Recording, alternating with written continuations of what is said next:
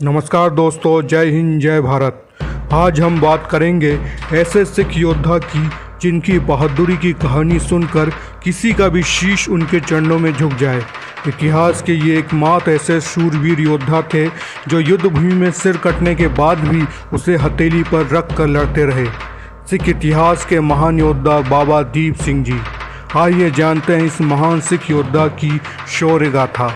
बाबा दीप सिंह जी का जन्म 26 जनवरी 1682 को अमृतसर के पहुबिंड गांव में भाई भक्तू और माता जीवणी के घर हुआ था और उनका नाम दीप रखा गया। उनके पिता एक किसान थे। जब दीप सिंह जी 12 साल के हुए तो उनके माता पिता उन्हें आनंदपुर साहिब ले गए, जहां पहली बार उनकी मुलाकात सिखों के 10वें गुरु श्री गुरु गोविंद सिंह जी से हुई। जिसके बाद दीप सिंह अपने माता पिता के साथ कुछ दिन वहीं रहे और सेवा देने लगे। कुछ दिनों बाद जब वह वापस आने लगे तो गुरु गोविंद सिंह जी ने उनके माता पिता से उन्हें यहीं छोड़ जाने को कहा। इस बात को दीप सिंह और उनके माता पिता फौरन मान गए। बाबा दीप सिंह गुरु गोविंद सिंह जी के सानिध्य में शस्त्र एवं शास्त्र विद्या लेनी शुरू की। गुरु गोविंद सिंह जी ने उन्हें स्वयं तलवार चलाना, घुड़सवारी करना, धनुष बाण चलाना आदि सिखाया और वहीं भाई मनी सिंह जी ने उन्हें गुरुवाणी को पढ़ना लिखना और गुरुमुखी के अतिरिक्त अन्य भाषाएं सिखाईं। 18 साल की उम्र में उन्होंने गुरुजी के हाथों से बैसाखी के पावन पर्व पर अमृत चखा और सिखी को सदैव सुरक्षित रखने की शपथ ली। इसके बाद गुरुजी के आदेश से बाबा दीप सिंह जी वापस अपने गांव आ गए। एक दिन बाबा दीप सिंह जी के पास गुरुजी का एक सेवक आया, जिसने बताया कि पहाड़ी के राजाओं के साथ युद्ध के लिए गुरुजी आनंदपुर साहिब का किला छोड़ कूच कर गए हैं। इस युद्ध के चलते गुरुजी की माँ माता गुजरी और उनके 4 पुत्र भी सब यहाँ वहाँ बिछड़ गए हैं। इस बात का पता चलते ही बाबा दीप सिंह जी फौरन गुरुजी से मिलने के लिए निकल पड़े। जब वह तलवंडी के दमदमा साहिब में गुरुजी से मिले तब बाबा दीप सिंह जी को पता चला कि गुरुजी के 2 पुत्र अजीत सिंह और जुझार सिंह चमकौर के युद्ध में शहीद हो गए हैं और उनके 2 छोटे पुत्र जोरावर सिंह और फतेह सिंह को सरहिंद में वजीर खान ने बेदर्दी से कत्ल कर दिया है। बाबा दीप सिंह जी ने देखा, इसके बाद भी गुरु गोविंद सिंह जी शांत थे। अपने जाने से पूर्व गुरु गोविंद सिंह जी ने गुरु ग्रंथ साहिब को पूरा कर बाबा दीप सिंह जी को सौंप दिया और उन्हें उसकी रखवाली की जिम्मेदारी दी। बाबा दीप सिंह जी ने गुरु ग्रंथ साहिब में लिखी सभी वाणियों व शिक्षाओं को पुनः अपने हाथों से लिखा और गुरु ग्रंथ साहिब की 5 प्रतिलिपियां बनाई। इन प्रतिलिपियों में से एक को श्री अकाल तख्त साहिब, एक श्री तख्त पटना साहिब, श्री तख्त हजूर साहिब और श्री तख्त आनंदपुर साहिब भिजवा दिया। इसके अलावा एक प्रतिलिपि अरबी भाषा में बनाई जिसे उन्होंने मध्य पूर्व में भेजा। इसके बाद बाबा दीप सिंह जी ने गुरुजी द्वारा लड़े गए सभी युद्धों में भाग लिया और खूब पराक्रम दिखाया। 1707 में बाबा दीप सिंह जी ने बाबा बंदा सिंह बहादुर के साथ मिलकर पंजाब की आज़ादी के लिए युद्ध में भी भागीदारी दी। बाबा बंदा सिंह बहादुर की शहादत के बाद बाबा जी अपने गांव वापस आ गए और गुरु ग्रंथ साहिब के पठन पाठन में लग गए। 1757 में जब मुग़लों का आतंक भारत पर बढ़ा तो लाचार लोगों की चीख पुकार बाबा दीप सिंह जी के कानों तक पहुंची।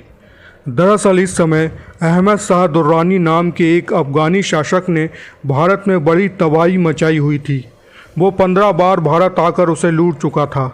उसने दिल्ली समेत आसपास के कई बड़े शहरों से न सिर्फ सोना चांदी हीरे व अन्य चीज़ें लूटी बल्कि हजारों लोगों को भी बंदी बनाकर अपने साथ ले गया। इस बात का पता चलते ही बाबा दीप सिंह जी अपनी एक सैनिक टुकड़ी लेकर अब्दाली के छिपे ठिकाने पर पहुँचे। उन्होंने यहाँ मौजूद लोगों को और लूटे गए सामान को जब्त कर लिया और उसे वापस ले आए। इस बात से गुस्साए अब्दाली ने फैसला कर लिया कि वो सिख समुदाय को पूरी तरह से मिटा देगा। इसके बाद 1757 में अब्दाली का सेनापति जहान खान फौज के साथ हरमिंदर साहिब को तबाह करने के लिए अमृतसर पहुंच गया। उसने दरबार साहिब की इमारत को गिराकर पवित्र सरोवर को मिट्टी से भर दिया। कई सिख सैनिक हरमिंदर साहिब को बचाते हुए शहीद हो गए। वहीं इस समय बाबा दीप सिंह जी दमदमा में थे। जब उन्हें इस हमले के बारे में जानकारी मिली तो बाबा जी का खून खौल उठा। 75 वर्ष की वृद्धावस्था होने के बावजूद अपनी 15 किलो वजनी तलवार उठाकर वो चलने लगे। तलवंडी साहबों से चलते समय बाबा जी के साथ सिर्फ 8 सिख थे, परंतु रास्ते में और सिखों के आकर मिलते रहने से श्री तरन तारण तक पहुँचते पहुँचते सिखों की संख्या 5000 हो गई। यहाँ आकर बाबा जी ने अपनी तलवार से एक लकीर खींच दी और कहा कि इस सीमा को केवल वही सिख पार करे जो पंथ की राह में शीश कुर्बान करने के लिए तैयार है। पंथ के लिए आह्वान सुनते ही सभी पूरे जोश में आ गए और आगे बढ़े। हरमिंदर साहिब की बेअदबी से क्रोधित सिखों ने दुश्मनों के छक्के छुड़ा दिए। अफगानों को गाजर मूली की तरह काटते हुए बाबा दीप सिंह जी आगे बढ़ रहे थे। अफगानी फौजों के हौसले पस्त होने लगे और वो पीछे मुड़ने लगे। इस दौरान याकूब खां और सदक अली खां भी बाबा जी से युद्ध करने लगे। याकूब खां और बाबा जी के बीच घमासान टक्कर हुई और बाबा जी ने याकूब खां को वहीं ढेर कर दिया। याकूब खां को ढेर होता देख एक और अफगानी सैनिक आसमान खां भी बाबा जी से युद्ध करने लगा। दोनों के साजे वार से आसमान खां और बाबा जी का शीश धड़ से अलग हो गया। आसमान खां वहीं ढेर हो गया। ये देख एक सिख ने बाबा जी को उनकी शपथ याद दिलाई।